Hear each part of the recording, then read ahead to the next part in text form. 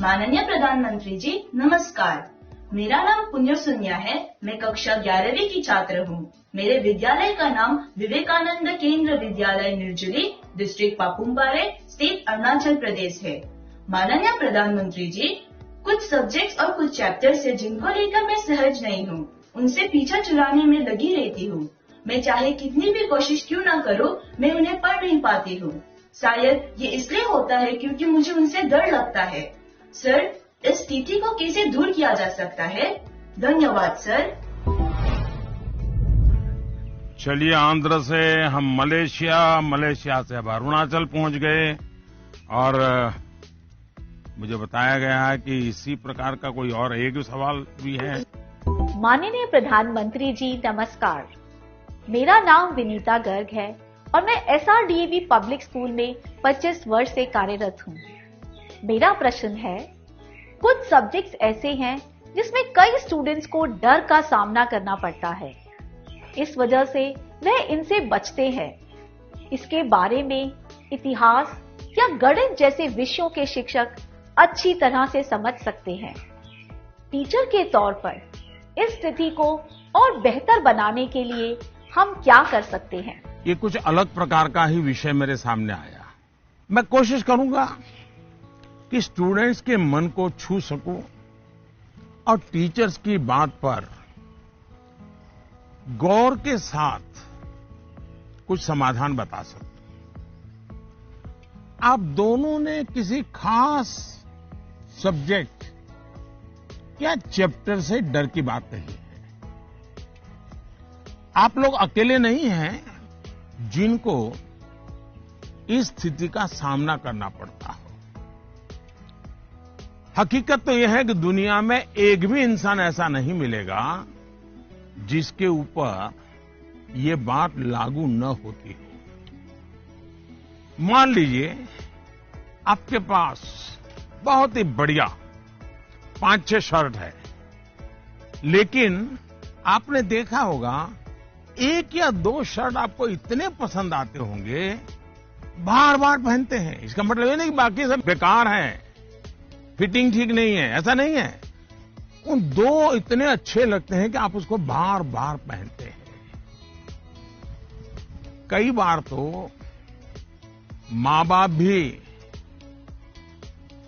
इन चीजों के लिए गुस्सा करते हैं कि कितनी बार इसको पहनोगे, अभी 2 दिन पहले तो पहना था।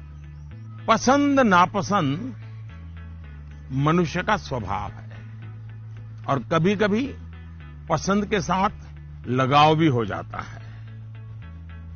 और इसमें डर की, दुविधा की क्या बात है कि हमने डरना चाहिए? दरअसल होता क्या है, जब आपको कुछ चीजें ज्यादा अच्छी लगने लगती हैं तो उनके साथ आप बहुत कंफर्ट हो जाते हैं, बहुत कंफर्टेबल लगता है, सहज हो जाते हैं। लेकिन जिन चीजों के साथ आप सहज नहीं होते, उनके तनाव में आपकी 80% एनर्जी आप उसी में लगा देते हैं। और इसलिए स्टूडेंट से मैं यही कहूंगा कि आपको अपनी एनर्जी को इक्वली डिस्ट्रीब्यूट करना चाहिए। सभी विषयों में बराबर बराबर। आपके पास पढ़ाई के लिए 2 घंटे हैं तो उन घंटों में हर सब्जेक्ट को समान भाव से पढ़िए। अपने समय को इक्वल डिस्ट्रीब्यूट करिए।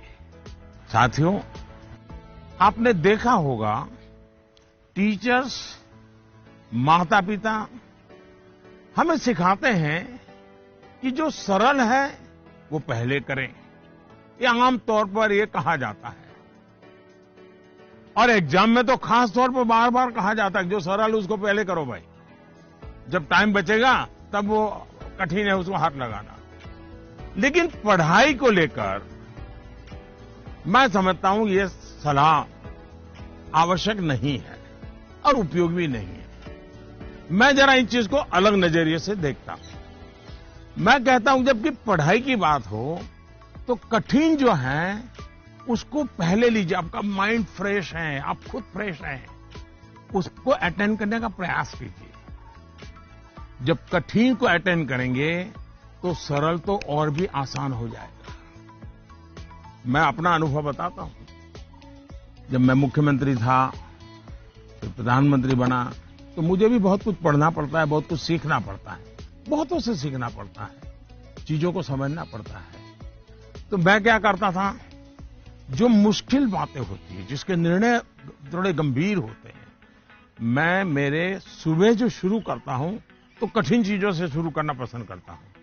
मुश्किल से मुश्किल चीजें मेरे अफसर मेरे सामने लेकर के आते हैं, क्योंकि उनको मालूम है कि वो मेरा एक अलग मूड होता है, मैं चीजों को बिल्कुल तेजी से समझ लेता हूं, निर्णय करने की दिशा में आगे बढ़ता हूं। मैंने अपना एक नियम बनाया है, कोशिश की है। और जो सरल चीजें हैं, दिन भर की थकान के बाद रात देर हो जाती है, तो चलो भाई, अब उनको मैं ज्यादा दिमाग खपाने की जरूरत नहीं, क्योंकि गलती होने का कारण नहीं है, तो उन चीजों को मैं फिर देर रात तक खींच लेता हूं।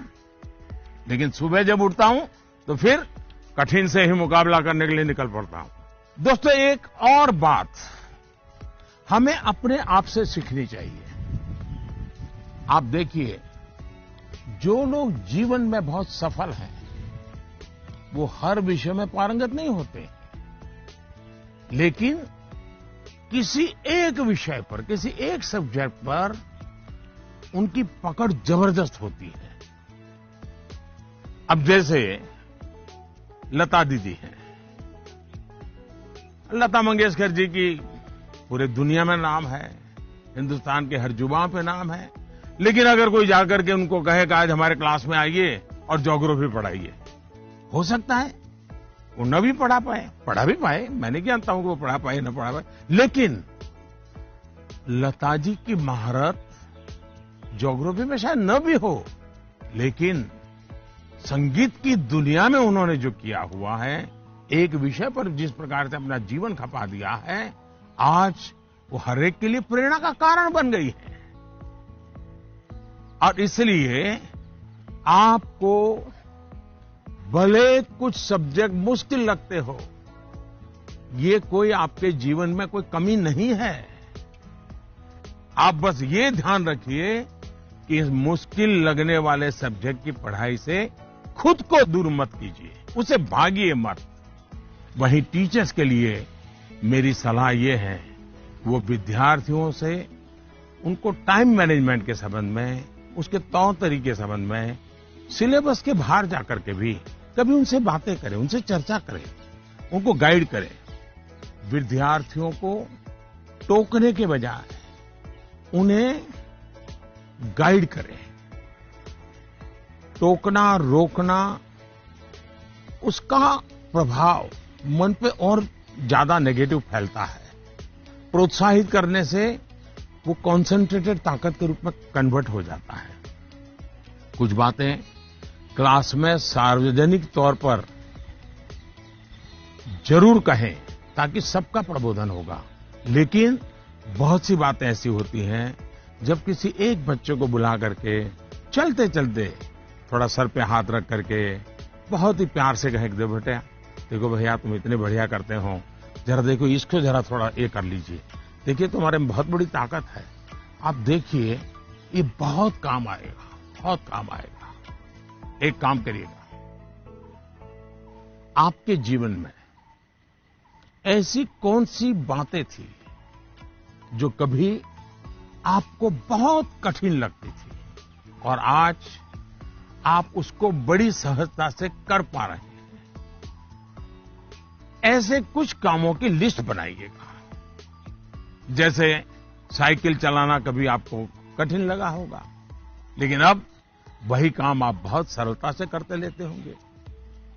कभी तैरने की बात आई होगी, बहुत डर लगा होगा, उतरने से भी डर लगा होगा, लेकिन आप अच्छे तरह आज तैरना सीख गए होंगे।